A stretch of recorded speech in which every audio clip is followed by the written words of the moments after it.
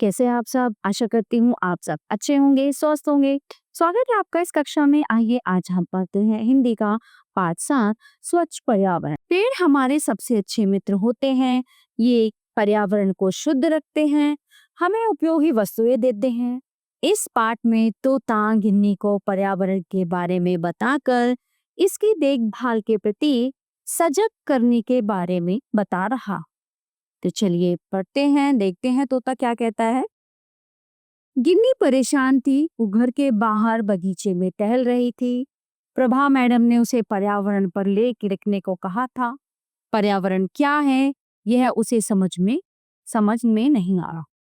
इतने में उसे गिलहरी दिखाई पड़ी। उसने गिलहरी से पूछा, गिल्लू रानी, क्या तुम जानती हो पर्यावरण क्या है? गिल्लू ने सिर हिलाकर कहा, नहीं, मैं नहीं जानती, और फुदकते हुए पेड़ पर चढ़ गया। फिर गिन्नी ने तालाब की मछलियों से पूछा, मछली रानी, क्या तुम मुझे पर्यावरण के बारे में बता सकती हो? मछलियों ने कहा, हमें नहीं पता, है ना। तो वो बड़ी परेशान हो रही थी। उसको समझ नहीं आ रहा था कि वो क्या करे, कैसे पता करे, क्या हो। ठीक है, फिर पेड़ पर बैठे काव काव करते कौवे ने भी मना कर दिया। कोई भी गिन्नी की मदद नहीं कर पा रहा था। उसकी आंखों में पानी आ गया, मतलब वो रोने लगी। दूर बैठा एक बूढ़ा तोता बड़ी देर से ये सब देख रहा था। उसने पहल की को बोला, गिन्नी, तुम परेशान मत हो, मैं तुम्हें बताऊंगा कि पर्यावरण क्या है। जो भी तुम अपने आसपास देख रही हो, ये सब ही पर्यावरण कहलाता है। वायु, जल, भूमि, पेड़ पौधे, जीव जंतु और हम सब भी पर्यावरण का हिस्सा। तोताराम, ये सब हमारे जीवन के लिए क्यों जरूरी है? गिल्ली ने पूछा।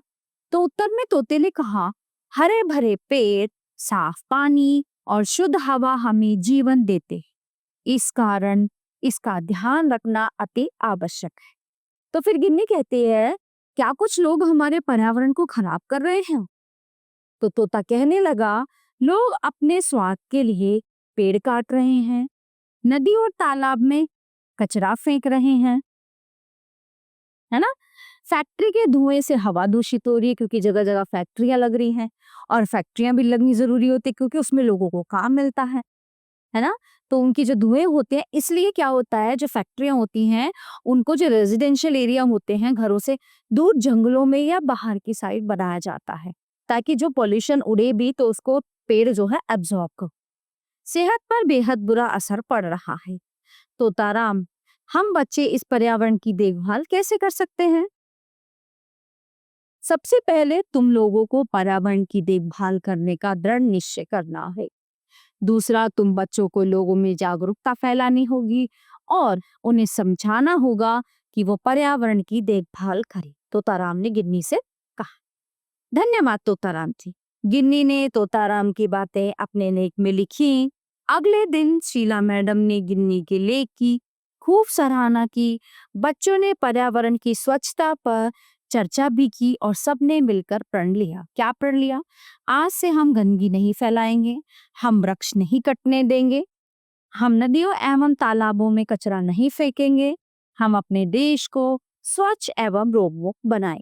और ये सच है, अगर हर व्यक्ति, हर बच्चा, हर बड़ा, हर बूढ़ा ये प्रण कर ले कि हमें जो है देश में गंदगी नहीं फैलानी है, हमें अपने देश को स्वच्छ रखना है। जहां भी आप रहते हैं, अपने गांव, गली, कॉलोनी, घर, अपने आसपास स्वच्छता रखिए और क्या होगा, देश अपने आप स्वच्छ हो जाए। तो प्यारे बच्चों, ये पाठ ये समाप्त होता है। आशा करती हूँ आपको अच्छे से समझ आया होगा।